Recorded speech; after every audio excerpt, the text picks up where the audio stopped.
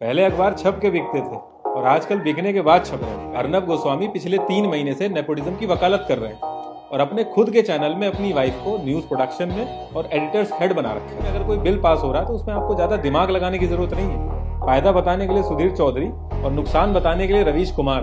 अभी रिसेंटली हमारे India TV ने बताया कि हिमेश रेशमिया को एलियन उठा के ले जाएगा। तो एक तरह से गवर्नमेंट भी इनकी ग्राहक है।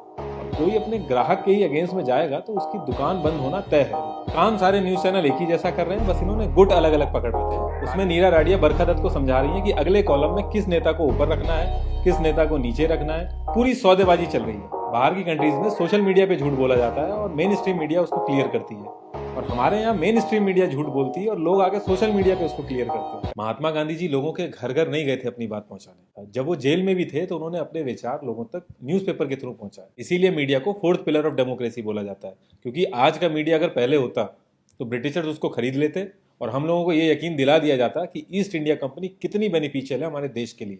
Out of 180 countries Indian media 142nd number पे है all over the world. Lebanon और अफगानिस्तान, जहां लॉ एंड ऑर्डर की धज्जियां उड़ी पड़ी हैं, वो भी इंडिया से आगे है। जब भी कोई इंसिडेंट होता है तो एक जर्नलिस्ट का काम होता है कि वो बिना अपना ओपिनियन रखे सारी की सारी इंफॉर्मेशन लोगों तक पहुंचाए। उसके बाद लोग खुद डिसाइड करें कि उन्हें क्या मानना है, क्या नहीं मानना है, क्या समझना है और क्या नहीं समझना है। अब प्रॉब्लम ये आ रही है कि यहाँ पे आपको समझाया जा रहा है कि इस पर्टिकुलर इंसिडेंट से आप ये समझिए। एक जर्नलिस्ट जो आप तक इंफॉर्मेशन पहुंचा रहा है, उस इंफॉर्मेशन के बेसिस पे बहुत सारी पॉलिसीज पे भी फर्क पड़ता है। तो एक जर्नलिस्ट की बहुत बड़ी जिम्मेदारी बनती है कि वो अपने मुंह से एक एक शब्द बहुत ही सोच समझ के निकाले। मान लो आपके पास एक ईमेल आया है जिसमें ये लिखा है कि आपकी 50 करोड़ की लॉटरी लगी है और उस 50 करोड़ की लॉटरी को पाने के लिए आपको $500 ट्रांसफर करना पड़ेगा अकाउंट में। तो आप करोगे? नहीं करोगे। आपको लगता है दुनिया में कोई भी ऐसा आदमी होगा करेगा? नहीं लग रहा है ना, नहीं करेगा कोई। $90 मिलियन, 650 करोड़ से भी ज्यादा रुपए का नुकसान हुआ है लोगों का इस ईमेल के फ्रॉड की वजह से।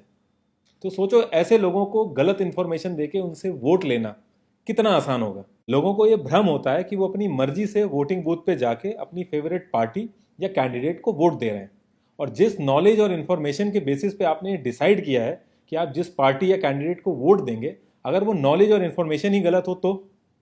अगर आप इसको ध्यान से समझें तो एक प्रॉपर प्लानिंग के तहत आपसे वोट डलवाया जा रहा है और आपको यह भ्रम है कि आपने अपनी मर्जी से वोट दिया है। स्टीव बैनन, जो कि एक्स स्ट्रेटेजिस्ट भी रहे हैं व्हाइट हाउस के, उन्होंने 2019 में एक बात कही थी कि रूलिंग गवर्नमेंट का जो एक्चुअल ऑपोजिशन होता है वो मीडिया होता है, और मीडिया से डील करने के लिए आपको ज़्यादा स्ट्रेटेजी नहीं लगानी है। आप मीडिया में गार्बेज भर दीजिए और लोगों का ध्यान सिर्फ गार्बेज पे रहेगा और आप अपना काम आसानी से कर सकते हैं। ऑफिशियल पीइंग ह्यूमन, जो इंडिया के टॉप 4 न्यूज़ चैनल हैं, उन्होंने जो लास्ट 55 डिबेट्स की हैं उसका डेटा इन्होंने शेयर किया है। मैं आपको कंसोलिडेट करके बता देता हूँ। अटैकिंग पाकिस्तान, इस पे 79 डिबेट्स हुई हैं। अटैकिंग ऑपोजिशन, इस पे 66 डिबेट्स हुई हैं। प्रेजिंग गवर्नमेंट 36 डिबेट हुई है। राम मंदिर 14 डिबेट हुई हैं। पीएमसी बैंक 1 डिबेट हुई है। Unemployment 0, national security 0, farmers 0, economy 0। Out of 202 debates सिर्फ 2 डिबेट्स काम की हुई हैं, और इनके नाम भी बहुत इंटरेस्टिंग रखते हैं लोग। ये पीओके वापस दे दे इमरान, मेरे राम वर्सेस तेरे राम, मोदी का प्रण, पाकिस्तान का चीर हरण, विपक्ष पड़ा है चक्कर में, कोई नहीं है टक्कर में, जब तक तोड़ेंगे नहीं तब तक छोड़ेंगे नहीं, मोदी के 100 दिन वर्सेस विपक्ष के बुरे दिन, मंगल भवन अमंगल हारी, राम मंदिर की करो तैयारी। जो एक्चुअल जर्नलिज्म होता है उसमें बहुत ही मेहनत लगती है। आपको डिटेल्ड रिपोर्ट बनानी होती है, आपको बाहर निकल के ग्राउंड रिपोर्टिंग भी करनी पड़ती है। अब इतनी मेहनत की बजाय ये जो एंकर्स हैं, जो एक्टिंग साइड पे ज़्यादा शिफ्ट हो रहे हैं, इन्हें तो बस एक्टर कहना चाहिए, जिन्हें नॉलेज कम और एक्टिंग ज़्यादा आती है, ये लोग 4 लोगों को पकड़ के डिबेट कराना शुरू कर देते हैं। और आप नोटिस करोगे, जो लोग ज़्यादा हल्ला करते हैं, ज़्यादा कंट्रोवर्सी करते हैं, जो लोग ज़्यादा चीखते चिल्लाते हैं, उन लोगों को ये लोग बार बार बुलाते हैं। और इनको देश के लोगों के ऊपर इतना ज़्यादा कॉन्फिडेंस है कि एक ही आदमी को अलग अलग नाम से, अलग अलग टाइटल से बना बना के हर बार डिबेट में बैठा देते हैं। अब इतना तो हर कोई कह रहा है कि इंडियन मीडिया बिका हुआ है, और अगर ऐसा है तो बिकी हुई चीज़ के खरीदार भी होते हैं। अब ऐसा तो है नहीं कि जो गवर्नमेंट जीती है खाली उसी के पास पैसा है। पैसा तो जो हारी है उसके पास भी है, पैसा तो हर पार्टी के पास है। और अगर ऐसा होता तो हर चैनल पे अलग अलग प्रोपेगेंडा चल रहे होते।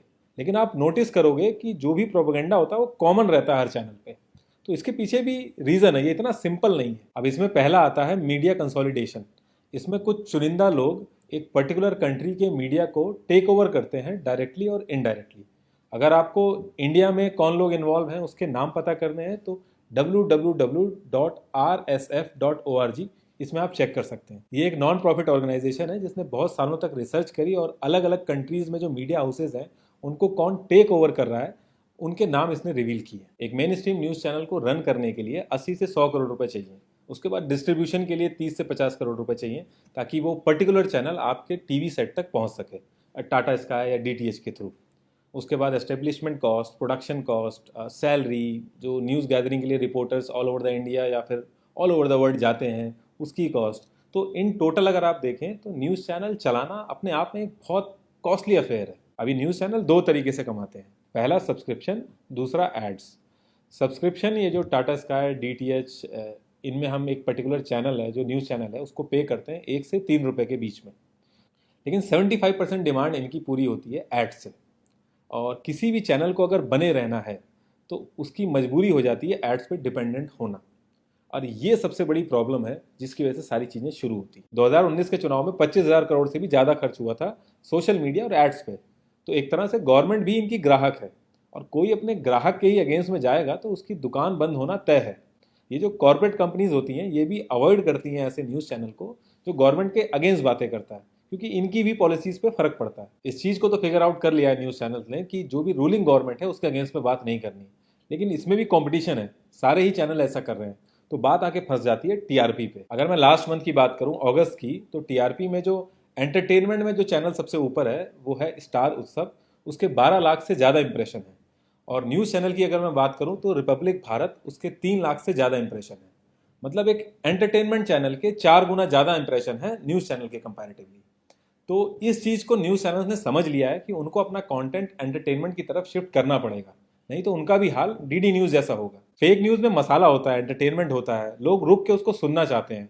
विश कन्या, पाकिस्तान तेरे टुकड़े होंगे, अभी रिसेंटली हमारे इंडिया टीवी ने बताया कि हिमेश रेशमिया को एलियन उठा के ले जाएगा। बाहर की कंट्रीज में सोशल मीडिया पे झूठ बोला जाता है और मेन स्ट्रीम मीडिया उसको क्लियर करती है, और हमारे यहाँ मेन स्ट्रीम मीडिया झूठ बोलती है और लोग आके सोशल मीडिया पे उसको क्लियर करते हैं। पहले अखबार छप के बिकते थे और आजकल बिकने के बाद छप रहे हैं। पहले लोग पॉलिटिकल पार्टीज मैनेज करते थे, आजकल पॉलिटिकल पार्टीज के साथ साथ मीडिया हाउसेज भी मैनेज कर रहे हैं। अगर आपकी जान पहचान में किसी के ऊपर टाडा लग जाए तो पूरी सोसाइटी उसका क्या हाल करेगी, लेकिन एक एक्टर के ऊपर टाडा लगता है, वो पहले तो जेल से निकलने के बाद एक सुपरहिट मूवी देता है और लोग उसको छूने के लिए तरस रहे हैं, बस उसकी एक झलक दिख जाए उसके लिए तरस रहे हैं। तीसरी सबसे बड़ी प्रॉब्लम है कि इंडियन मीडिया के ऊपर कोई मॉनिटरिंग नहीं है। अगर मैं यूके की बात करूं तो वहां पे ऑफकॉम है, ऑफिस ऑफ कम्युनिकेशन। यूएस में एफसीसी है, फेडरल कम्युनिकेशन कमीशन, लेकिन इंडिया में ऐसा सिस्टम नहीं है। थैंक्स टू ट्राई, जो कि हर 3 महीने 6 महीने में ट्राई करता है कि कंप्लेन कमीशन ऑफ प्रेस आए, लेकिन जब से हमारा देश आज़ाद हुआ है ऐसा हो नहीं पाया है। और ये कोई कोइंसिडेंस नहीं है, ये पर्पजली कोई भी गवर्नमेंट चाहती नहीं है कि ये कमीशन आए। बस एक न्यूज़ ब्रॉडकास्ट एसोसिएशन बना रखा है, जो ये न्यूज़ चैनल वालों ने खुद ही बना रखी है। इनकी हायर अथॉरिटी भी यही न्यूज़ चैनल वाले ही हैं। मतलब कि अगर कोई गलती कर रहा है तो उसकी कंप्लेन लेके आप उसी के पास जा रहे हैं, तो ये अपने आप में एक जोक है। इस समय महाराष्ट्र के अंदर इतनी सारी न्यूज़ चल रही हैं। लास्ट टू लास्ट ईयर की अगर मैं बात करूं तो महाराष्ट्र के अंदर 2761 फार्मर्स ने सुसाइड कर लिया। उनको नहीं पता डिप्रेशन क्या होता है। आप किसी से भी पूछेंगे तो हर कोई यही कहेगा कि हाँ, उनको इंसाफ मिलना चाहिए, लेकिन उनको एक्चुअल इंसाफ तभी मिलेगा जब लोगों तक एक्चुअल इन्फॉर्मेशन होगी। और अगर आपको लग रहा है कि अभी गवर्नमेंट चेंज होगी तो ये सारी चीज़ें ऑल ऑफ अ सडन सही हो जाएंगी, तो इट्स अ मिथ। चाहे पहले की गवर्नमेंट हो या करंट गवर्नमेंट हो या आने वाली गवर्नमेंट हो, मीडिया को ये लोग एक ही तरीके से मैनेज करते हैं। और ये सब मैं कोई फिलोसफी नहीं बोल रहा हूँ या अपने मन की बात नहीं बोल रहा हूँ, इन सब के प्रूफ अवेलेबल हैं। कोबरा पोस्ट ने 36 न्यूज़ चैनल्स के ऊपर स्टिंग ऑपरेशन किया और उन्हें पैसे ऑफर किए और भड़काऊ न्यूज़ चलाने के लिए ऑफर किया। ये सारे न्यूज़ चैनल एग्री हो गए और ये सारी जो स्टिंग ऑपरेशन की वीडियो हैं ये यूट्यूब पे अवेलेबल है, आप जाके देख सकते हैं। रिपब्लिक भारत की नेटवर्थ 1200 करोड़ है और अर्नब गोस्वामी उसमें 80 से 85% के शेयर होल्डर है। तो कई सौ करोड़ों के आदमी है वो। ऐसा नहीं कि वो क्लूलेस है, उन्हें कुछ पता नहीं है, उन्हें बहुत अच्छे से पता है कि वो क्या कर रहे हैं। 3 महीने से नेपोटिज्म की वकालत कर रहे हैं और अपने खुद के चैनल में अपनी वाइफ को न्यूज़ प्रोडक्शन में और एडिटर्स हेड बना रखा है, जबकि उनको तो जो सबसे बेस्ट और कैपेबल एडिटर है वो रखना चाहिए था। लेकिन इनको कॉन्फिडेंस इतना है लोगों के ऊपर कि सबको बेवकूफ़ समझते हैं। कुछ न्यूज़ चैनल ऐसे प्रिटेंड करते हैं कि सारा न्यूज़ चैनल खराब है, जो रियल जर्नलिज्म है वो खुद कर रहे हैं। अगर मैं स्पेसिफिकली एनडीटीवी की बात करूं तो 2010 में ये खुद भी एक्सपोज हो गए थे। 2010 में जब नीरा राडिया केस के टेप्स लीक हुए थे, उसमें नीरा राडिया बरखा दत्त को समझा रही हैं कि अगले कॉलम में किस नेता को ऊपर रखना है, किस नेता को नीचे रखना है, पूरी सौदेबाजी चल रही है। तो आप इसके भी टेप जाके एक बार यूट्यूब पे सुनिएगा जरूर। काम सारे न्यूज चैनल एक ही जैसा कर रहे हैं, बस इन्होंने गुट अलग अलग पकड़ रखे हैं। पार्लियामेंट में अगर कोई बिल पास हो रहा है तो उसमें आपको ज्यादा दिमाग लगाने की जरूरत नहीं है। फायदा बताने के लिए सुधीर चौधरी और नुकसान बताने के लिए रवीश कुमार। अब इन सारी चीजों का सोल्यूशन क्या है? पहला, जो भी आप डेली बेसिस पे न्यूज कंज्यूम कर रहे हैं वो अवॉइड करिए ऐसे सोर्सेज से जो सिर्फ और सिर्फ एड्स पे बेस्ड है। इसमें आप ऑल्टरनेटिव मीडिया का यूज कर सकते हैं। आप थोड़ा सा सर्च करिएगा गूगल पे, तो आप ऑल्टरनेटिव मीडिया डालेंगे तो सारे चैनल आ जाएंगे। ये लोग डोनेशन लेते हैं और सब्सक्रिप्शन बेसिस पे आपको न्यूज़ देते हैं। लास्ट में बस एक ही चीज़ कहना चाहूँगा कि कोई भी फेक न्यूज़ है या फिर कोई प्रोपेगेंडा है तो उसमें आंख बंद करके यकीन मत कर लीजिए। इनफैक्ट ये जो वीडियो भी है, इसके जितने भी सोर्सेज हैं वो मैं यूट्यूब के डिस्क्रिप्शन में दे दूंगा। आप उसको रीड करके वैलिडेट करिएगा, उसके बाद ही किसी बात पे यकीन करिएगा। दूसरी चीज़, आप किस पार्टी को सपोर्ट करते हैं, किस मीडिया हाउस को सपोर्ट करते हैं, उसमें दखल देना मेरा काम नहीं। आप इससे पहले भी बीजेपी कांग्रेस किया है, आपने हिंदू मुस्लिम किया है, एनडीटीवी रिपब्लिक किया है, और आप आने वाले 10 साल तक भी करते रहिए। और अगर आपका 1 रुपए का भी फायदा हो जाए तो आप मुझे आके बता दीजिएगा। आपका फायदा तभी होगा जब आप मुद्दों पे बात करेंगे। प्राइवेट स्कूल इतनी महंगी फीस ले रहे हैं क्योंकि गवर्नमेंट स्कूल में पढ़ाई नहीं होती है। वो 10 साल पहले भी नहीं होती थी, अभी भी नहीं हो रही है और आगे भी नहीं होगी अगर आप अपने मुद्दों पे नहीं खड़े होंगे। सुशांत सिंह राजपूत को सीबीआई इसलिए मिली क्योंकि हम लोगों ने स्टैंड लिया, और ऐसे ही स्टैंड हमें अपने मुद्दों पे लेना है। म्यूजिक ला ला ला ला ला ला ला ला ला